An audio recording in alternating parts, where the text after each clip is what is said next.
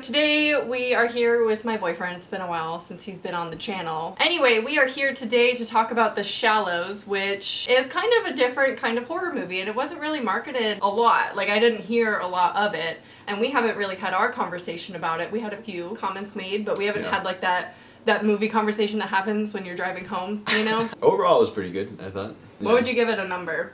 7. Me too. Oh, yeah? I'd say 7. I was thinking that. It definitely loses points for the ending, but we'll get into spoilers. Oh, yeah. If you like shark movies, I feel like this would be in the top 5, because there's not that many shark movies. This definitely surprised me, I was pleasantly surprised when I saw some of the scares in this film, because I was going into it thinking it's probably not going to be that good. Shark movies are kind of like, how different can you make it from other shark movies? But this was really different, and the scares were actually really good. I was genuinely uncomfortable so many times. And if you're into realistic horror as well, like home invasions or things that actually happen, this would be like your kind of movie, because it's definitely something that could happen, although some things were cliche and a little cheesy. Yeah. But generally the plot is scary just in itself. I was disappointed when I found out it was rated PG-13, but it still manages to like show a good amount of violence, I think. Yeah. The gore, there wasn't a lot of gore, No. but what gore there was pretty good. Yeah.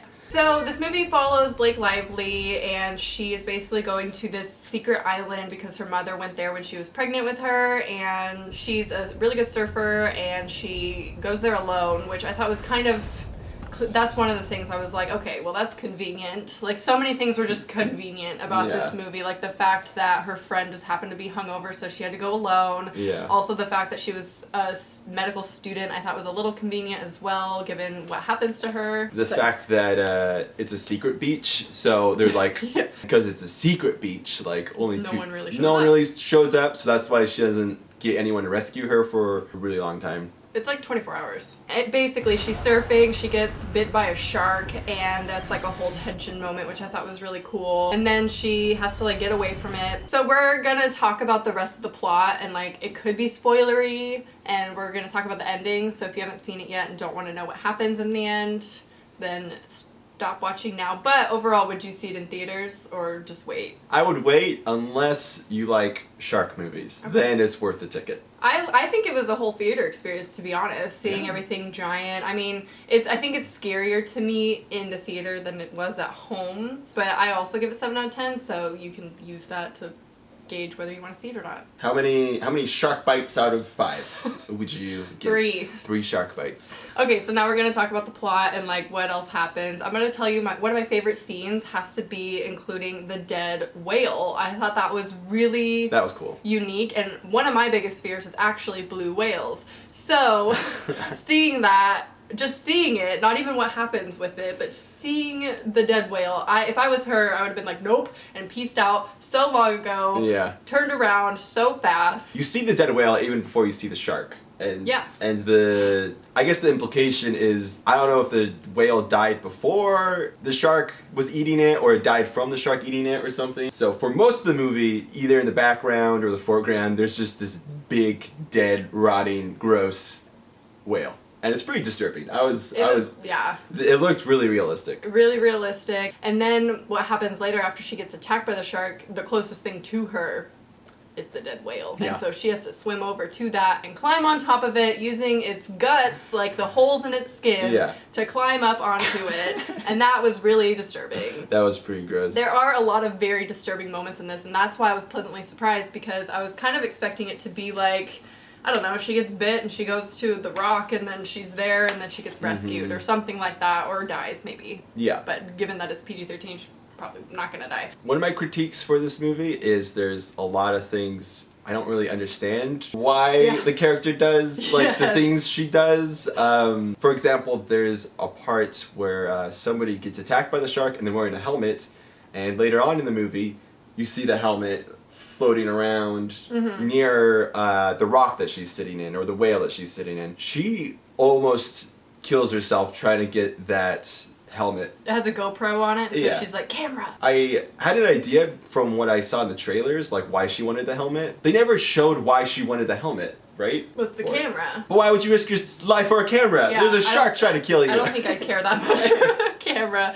And then it was convenient because she found a shark tooth in the helmet. Yeah. It's like, little things like that are really unrealistic. She eats a crab within 5 hours of being stranded. Yeah. Are you that desperate? Because she pukes, and that in itself is not good. You just ate an apple. Don't throw up right now. Like, okay, the flare and the fire and the oil from the whale, I don't know. It was just weird. She gets a flare gun at one point in the movie, and there's oil in the water. We're not sure how the oil got there. I think it was from a dead whale. Yeah, we weren't sure if it was like the oil killed the whale and then the shark was feeding on it, or if the oil came from the whale. But anyways, she lights it on fire with a flare gun. Because the shark, that scene was super cheesy where the shark comes up. I thought that was cool. You did? There's a flaming flying shark in this movie, guys. Never mind. 10 out of 10. You gotta see this movie. That part was badass, actually. I thought it was kind of silly that she lights the oil on fire and the shark comes out of the fire. Out of the fire water. On fire. There's a flaming shark. Come on, how do you not like that? The ending. We're just gonna jump to the ending. How she ends up killing the shark, like, is stupid, I think. She dives down and I'm like, what is she doing? I was like,